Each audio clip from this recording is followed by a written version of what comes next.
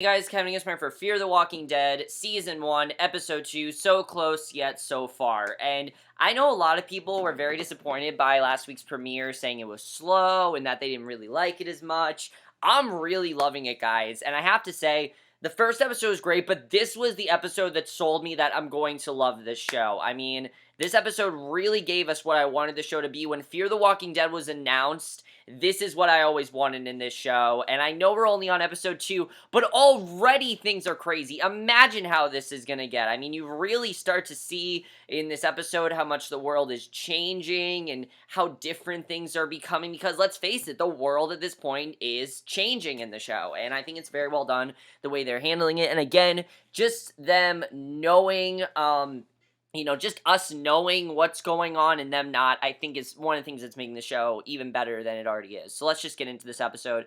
So much I loved about it, and let's just get into it. So we start off with Artie, the principal, who I could definitely tell something was going to happen with him last week. When we had that jump scare with him last week where we thought he was infected and he wasn't, I knew something was going to happen to him. He basically walks to empty school hallways with a radio in hand. Sirens ring outside the school. I mean, obviously, he has no idea what's going to happen.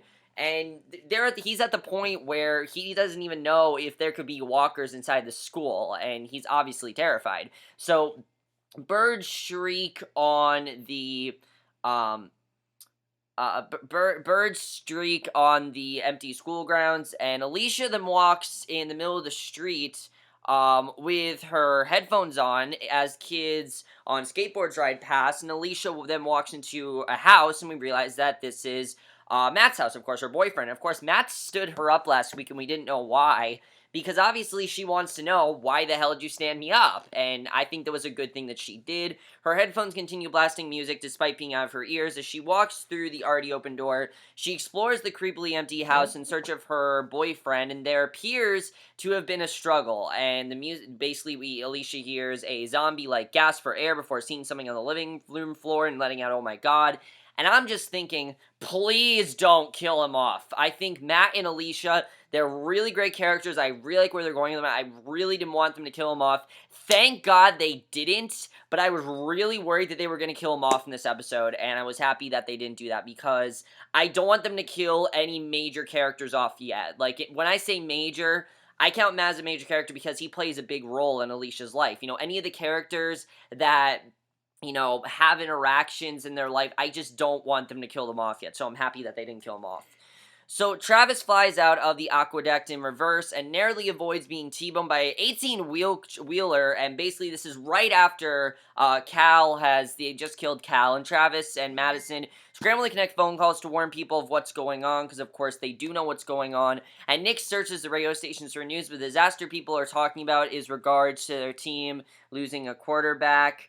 And basically, the disaster people are talking about is in regards to their team losing a quarterback, and he's puzzled by no one talking about this. It's probably because it's not as major right now, like not as many people. There are people that obviously know what's going on, but they just don't see it as a huge deal right now. That really is what's going on. And I think that definitely is very interesting the way we're seeing that, because that's something we haven't seen in The Walking Dead. Walking Dead, everything's crazy, people are panicking constantly. This is a world where there are people that know what's going on, but then you have this other group of people who have no idea what's going on, don't even think anything that bad is happening, and I think it's really interesting to watch, definitely. Sorry guys, keep getting messages on Facebook. I'm just gonna, turn my phone off so I don't keep getting messages every 5 seconds, because it's distracting me. So basically, Travis says they need to grab their families and get out of town, and Madison recommends a desert, and Travis agrees. And Alicia then calls Madison, and obviously Travis's main goal right now is to find Chris and his ex-wife. I can't remember her name. Shit, what's her name? I can't remember her name right now. Liza. Chris and Liza. That's his main goal, is to find Chris and Liza and make sure that they're safe, because obviously he doesn't know what's to come out of this. And Alicia then calls Madison, who wants to run far away, but Alicia wants her family to come look at Matt, and basically what we realize is that Matt is very deathly ill right now. He has a fever of almost 103 degrees, and Madison's telling Alycia to just stay away from Matt because they have no idea what's going on with him, and they don't know if he could be possibly contracting a virus or something. I mean, it's really interesting stuff. So, Chris, Travis's son, gets on a public bus, moves to the back. He sees his dad calling, ignores it, and again, he wants nothing to do with him, and I thought that was interesting. So, Travis parks in Matt's family's driveway, and Alycia is keeping a cold compress on his head, and Madison wants Alycia to keep her distance, but won't until Travis wants to talk to him. Matt tells Travis his parents should be home soon. His symptoms started yesterday, and Travis asks Alycia to get some water, and basically Nick then searches Matt's house for drugs. I have to say, they really portrayed withdrawal in a very realistic way in this episode, because the way, I mean, I obviously wouldn't know, but the way that Nick goes through withdrawal, I think is pretty accurate to what actually happens. So Travis peels Matt's shirt back to reveal a bite on his shoulder, and Madison and Travis wonder if that's the cause, if that he was bitten by a walker, and that's how this happened to him. Now, okay, this is very reminiscent of the virus in Season 4, if you remember. I don't remember what the virus was called, but remember when they all just got sick with the virus and started turning into walkers? That's very much what I think is going on here. That was definitely something that was out there, and if they reveal that, I think that could be very interesting if they do that. So, Alycia insists on sitting with Matt. He tries to dismiss her, but she says she won't leave, and Matt tells her he loves her too, while stroking the heart he designed in her forearm, and tells her she has to go. And I really love Matt as a character, because I think he's a really great boyfriend to Alycia. Even though he wants her there, he knows that she's just not safe around him at this point. But Alycia obviously doesn't really understand what's going on. You know, she's trying to think of a more logical reason, and he kind of is understanding what's going on. So, I really like seeing this. I think it's really interesting. So, Chris sees an ambulance race by his bus. A man gets on a bus and informs everyone a cop shot a homeless dude, he says like 20 times, and Travis, Madison, Alycia, and Nick arrive at home, and Mrs. Cruz basically is across the street setting up for a party, and invites them over. And her daughter's turning 9, but most people have canceled because of the bug that's going around. And another neighbor packs his car and coughs, and you start to see that just all around, people are starting to get sick. Stuff's starting to happen, and it's getting really crazy. And Madison looks on with concern, because she obviously doesn't know what's going on. She obviously fears for the worst for these people at this point. So Nick looks at the window and asks Madison if she's going to tell them what's going on, and obviously that's a really big thing to tell him. Madison tells them they don't know what's happening, we'll talk to her anyway, and Nick is extremely concerned to the lack of attention people are paying, because they're not treating it like a huge deal. They're just treating it like there's, like, the swine flu. That's what they're treating it like, you know when the swine flu was a thing? That's what they're treating this like it's a disease, but it'll go away, we just gotta get away for a while. That's what this seems like, but it's definitely more than that. So Madison tells Nick he saved them, referring to running over Cal, and Nick tells his mom that he's about to step into a world of shit, and Madison is pretty supportive about it. And in the kitchen, Travis talks about how he can't get in touch with Liza or Chris, and Madison tells him to go get them, and Travis then rushes out the door, uses the hose to clean the blood stain left by Cal, and Madison says to call her if he's going to be longer, and Travis responds that if he is longer, to go without him and he'll catch up. But Madison just doesn't want to do that. She doesn't, want to risk that, and the two kiss, and Travis goes out for his family, and Madison walks across the street to talk to the neighbors. So Liza gets out of her car, answers a phone call from Travis, but tells him that she's busy, and he tells her he's on his way over, and Liza tells him that their divorce made things clear, and he doesn't just get to show up and pick up their son, which I do think she brings up a good point here, but again, you see another character that just doesn't understand what's going on. Really, the only characters that fully understand that, realize this is a big thing are Madison, Travis, and Nick. The only reason is because the other people didn't see what they saw. They didn't see Cal, what happened to him. They didn't see him kill him, because so obviously they don't think this is as big as a deal. And Liza just says that she'll see him next weekend, and Liza hangs up, and Travis is stuck in traffic. He knows this is not going to work as well as he thinks, and you can tell he's not going to take no for an answer, though. So Chris wanders around downtown, sees a police officer with an apparent bite mark on his arm, and Alycia then unplugs her headphones, and Madison calls out for Alycia to get the bucket, and Nick, you see, is struggling on the couch. He's definitely going through withdrawal, and Madison's on the phone with his doctor trying to get his medicine, and Alycia says Nick won't be able to travel and is generally pessimistic, but Madison wants her to stop talking like that, and Alycia just starts spitting out ideas on how to help, and more siren sounds outside, and Madison comes up with an idea and tells Alycia to stay home and look after her brother. So I didn't really know what her idea was going to be, but you know she has some sort of plan up her sleeve. So Travis tries to avoid traffic. A woman cuts him off because she wants to ask an officer what's going on, and the officer stocking him water responds that it'll clear up past Sherman Oaks, and Travis notices the officer in car 13 is loading his trunk. So Madison then pulls up to her school and walks inside, and the metal detector sounds as she walks in, looks to see if anyone is there. No one is there that she can see. She goes to Artie's office and gets a key, and Madison opens a closet with a piece of caution tape on it, and inside is a body outline on the floor. And she opens up a medicine cabinet and removes various medications, and then Tobias walks in. I'm very happy they did more of this character, because Tobias is really, out of all these characters, the one that understands the most what's going on. He's the one that first made Madison so worried, and we definitely need to see more what's going on with this character, because I think he's a very interesting character, and I really like what they're doing with him. And basically, he asks for his knife back, and I wasn't sure what, and you can see that he obviously scares her because she doesn't know what's going to happen at this point, and police then block off a road filled with angry civilians, claiming the man who's laying dead in the street didn't deserve to be harmed, but of course, again, they don't understand what's going on, so they're just treating this as like a regular death, and the police want to clear the area, but the angry onlookers won't leave. The cops want Chris to put his camera down, but one of the onlookers tells him not to, probably because they actually do understand what's going on. So Tobias and Madison continue to explore the school, and Madison hands Tobias his knife after telling him to be careful, and Madison looks at the guidance counselor's office, probably for the last time, because she's not going back to the school. There's just no way. It's not safe anymore. So Alicia brings Nick some food and water. She insists he eat drinks, but he says water isn't what he needs. And we see a little girl across the street is crying, probably because no one showed up, and Nick then throws up again, and Alicia puts on her backpack and starts to leave. Nick gathers himself to beg her not to go outside, and he tells her if she leaves, she won't come back, and Alicia says that he just let Madison go, but her brother tells her that Matt's not safe, and he pleads with her about the dangers, but Alicia leaves. For Matt's anyway, and basically Nick starts convulsing on the floor, so Alicia runs back inside to take care of him. Now, when he was convulsing, I saw the two things. Yes, I think that was natural, but it was also a way to get her to come back, because obviously he wants her to come back. He doesn't want her to get hurt, and I thought that was very well done.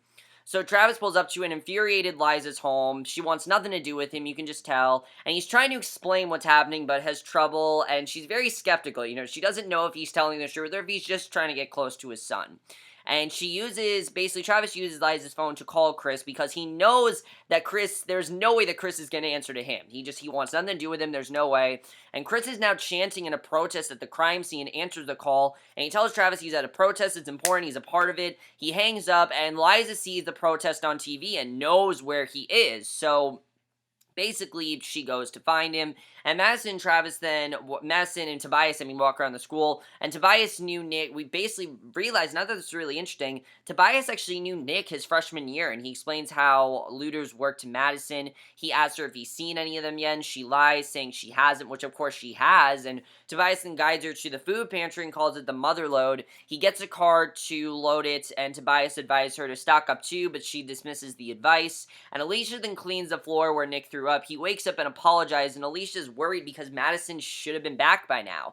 So she's obviously doesn't know what's going on. Nick's thankful for help. The family across the street sings happy birthday as the power just cuts out, and again, it just shows how things are getting really serious, and Madison and Tobias continue through the school, and Tobias tells Madison the desert is a good idea. He breaks down how things are going to happen: electricity, servers, internet, everything's going to fall, and when civilization ends, it ends fast, and I definitely do agree with him on that, because we know, of course, what happened on The Walking Dead. Everything's just going to go out. There's going to be blackouts, just everything's going to be gone, and basically Madison is still kind of skeptical. You know, I think she doesn't want to believe it, but I think she knows it's possible. Like, she knows there's something out there, but she just doesn't know how serious it is. She just knows that it's definitely something that they need to take action, that they need to prepare for. She just doesn't really understand, I think, what's going on, which is, again, is understandable. So they're about to leave, and when they then hear something in Artie's as on the principal's classroom monitors. And after getting closer to the speaker,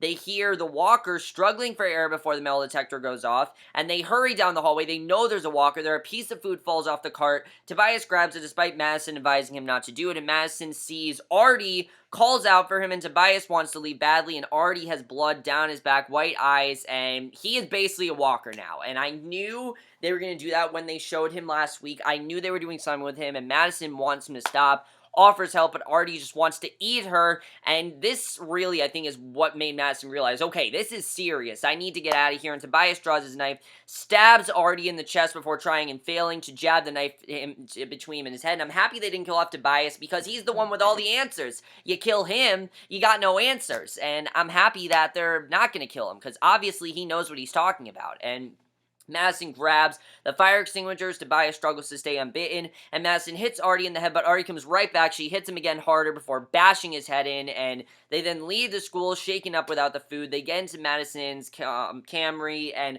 even that scene I thought was kind of interesting because of the fact that, of course, they're not used to killing, but then you look at The Walking Dead, where killing is like their main priority, and here it's like they're not used to doing these things. They're not used to doing these horrible deeds that they're doing, and I think it definitely is very interesting to watch and definitely very compelling. I really like watching it.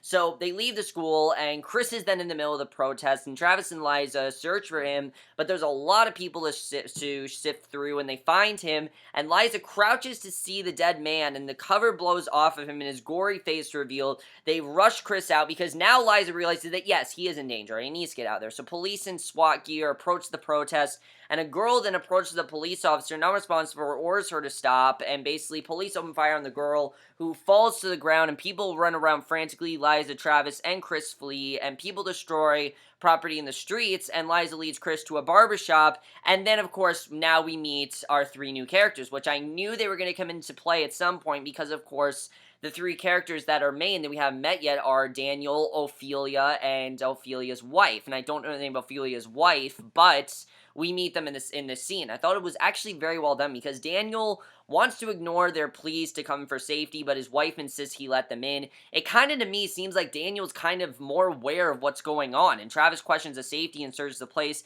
and Daniel wants Travis, Liza, and Chris to wait near the front, but Travis wants to stay away from the door, and Ophelia then enters and questions what's going on, and Travis insists his family wants to ride it out, and then they'll go, and Ophelia directs them to room up front, and you kind of have to wonder, did they know that this was happening and maybe left? Because I did hear that they're supposed to be immigrants, apparently, so I kind of have this theory that maybe their land was getting invaded with these walkers, and now they've moved, but now it's happening here. I mean, it's the apocalypse, so obviously it's global. It's not something that's just the United States. It's global, so it is very well possible, and I really do feel that's what's going on there.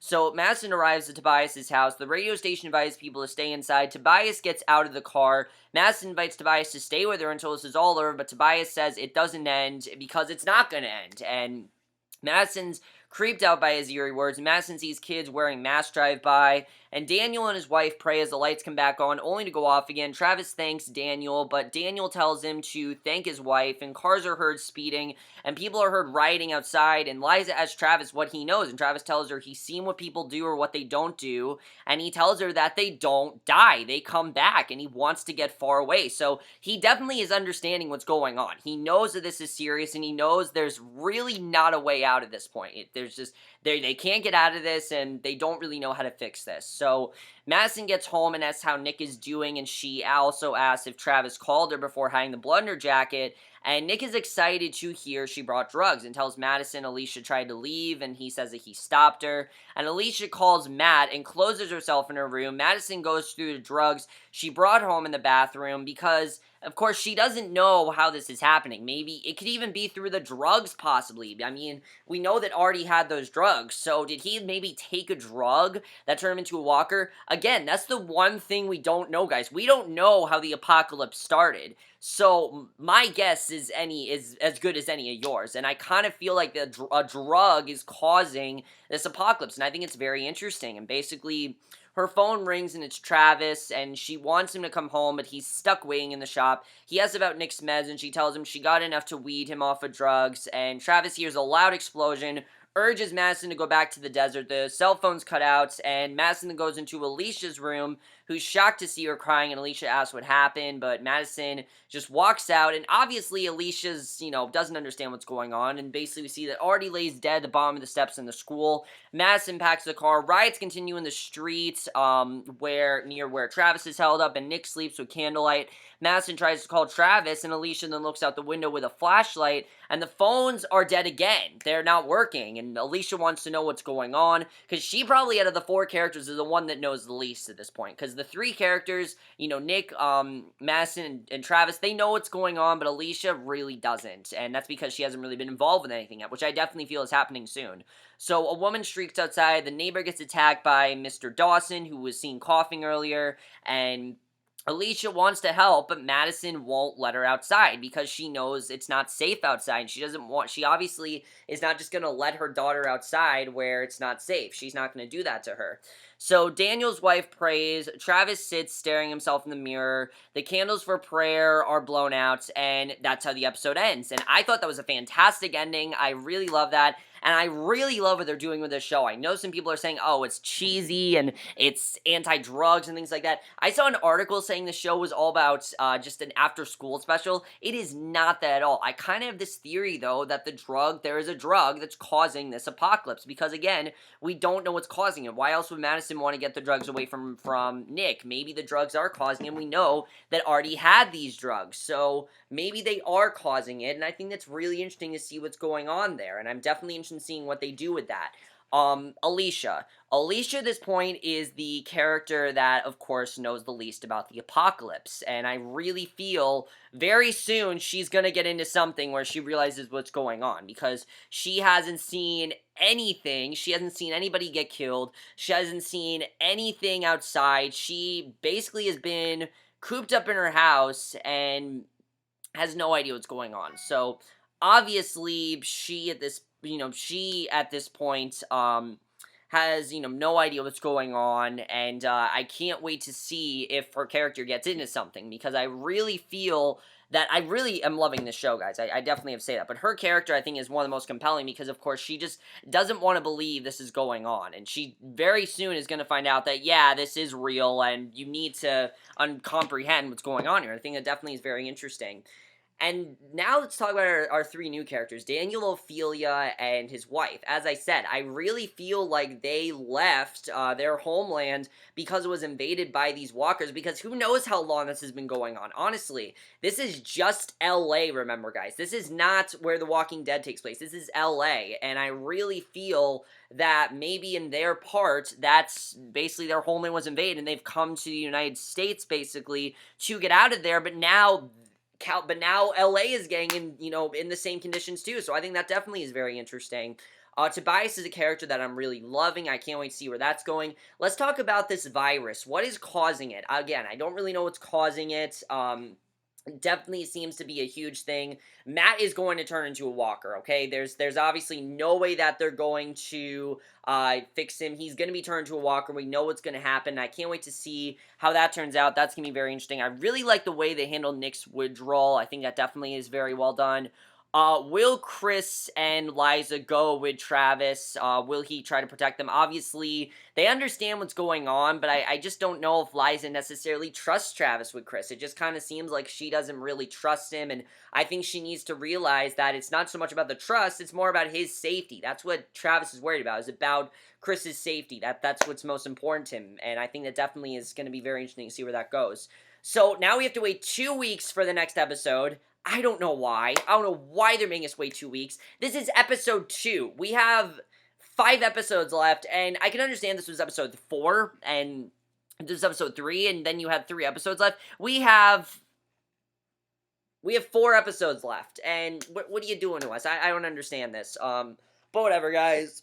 I'm really loving this show. I think this episode was amazing. I know some people really aren't loving this show, but I really feel that if you didn't love last week's episode, this had to be the episode that proved that this show is going to be just as great as The Walking Dead. I'm really loving where they're going with this show. But that's basically my review. Hope you guys enjoyed. Let me know what you guys thought of this show. What do you think is causing the virus? I'd love to know your thoughts on that. And that's something I have to say I really do like. The fact that we still know that. And that's, I think, one of the most compelling things about it, is that they have not given us that answer yet. So, again, like I said, my guess is as good as any of yours is how this apocalypse is happening. I mean, how these walkers are turning into walkers, how it's happening to them. And I think it definitely is very interesting. But that's basically my review. Hope you enjoy it. I will see you guys in my next video, which will be for a movie review, and I will see you guys for that. Okay, bye.